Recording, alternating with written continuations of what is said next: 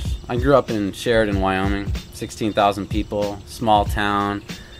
Cops like crazy in your face, not allowing you to do anything, you know. I was just telling a story about this over there on the table, and it was nice. But no, it's small town, dirt run-ups to handrails. You know, I didn't skate any park for the first 5 years of skating. So, but I had a lot of good friends. You know, you skate in those small towns, it kind of builds you up. You know, you get those roots. So, stuck with it. Oh man, honestly, I am so appreciative. I'm so happy that I grew up in those times, because I love what's happening in rollerblading nowadays. But you know, there was just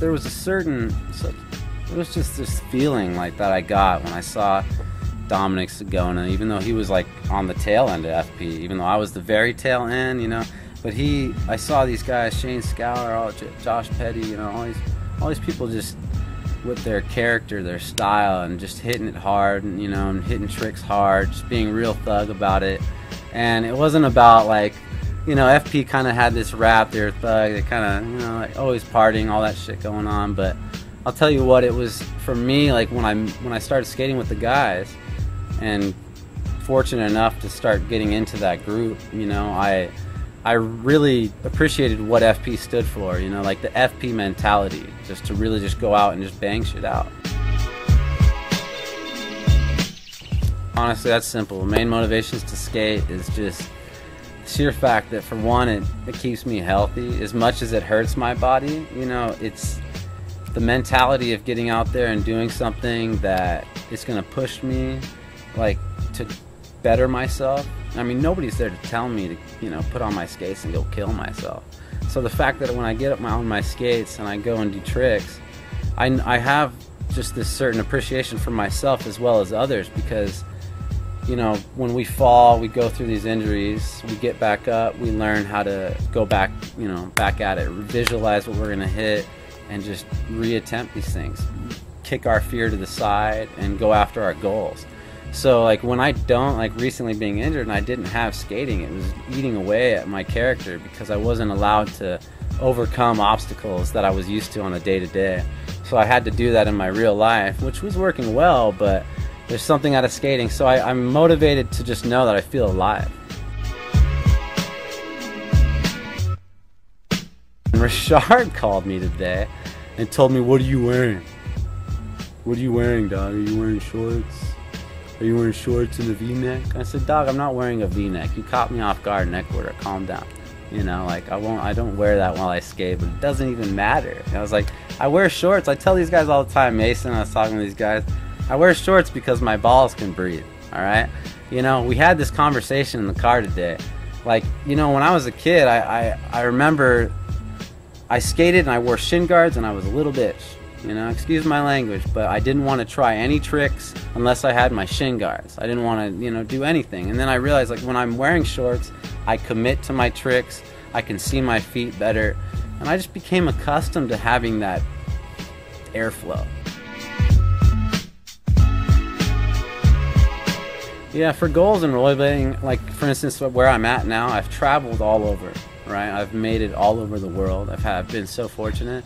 I actually, some girl recently gave me like this little dream box that she got out here from Arizona.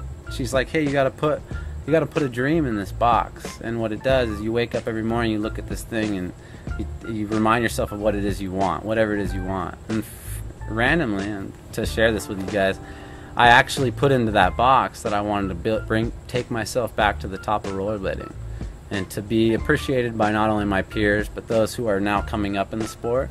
And also to solidify what it is I know, my business skills, and to getting to a point where I can possibly, and I would love to, own my own company. And because I feel like there's so much that I can do for skating. For me, my goals are really to not let myself fade out, and to utilize what I've gotten so far, and maybe take my name and some of that and the people that I know, my connections, and bring some back to the sport and give to kids what I got. The ability to get out of their areas, have great friends, travel the world, and teach themselves to be professional. I want those guys there. I want kids to see those faces, to know that the people that we looked up to are still receiving support from the industry, because it gives hope and lets people know that we're not just going to like end up off this thing and into some random job, and rollerblading went off into the distance, you know, there it went.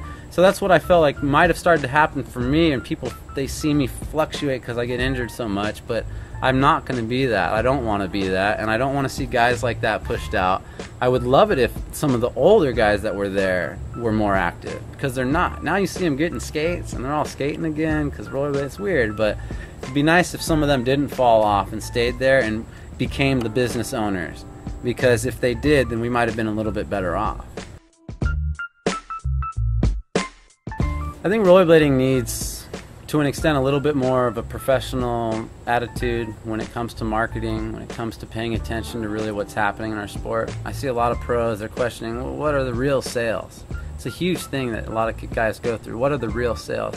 It'd be nice if, I don't want to spoil what I'm going to try to bring to the sport, but I'd like to see managers handling the skaters and not only feeding their talents to the outside world, but making sure that the marketing and the representation and things like that are done for these skaters.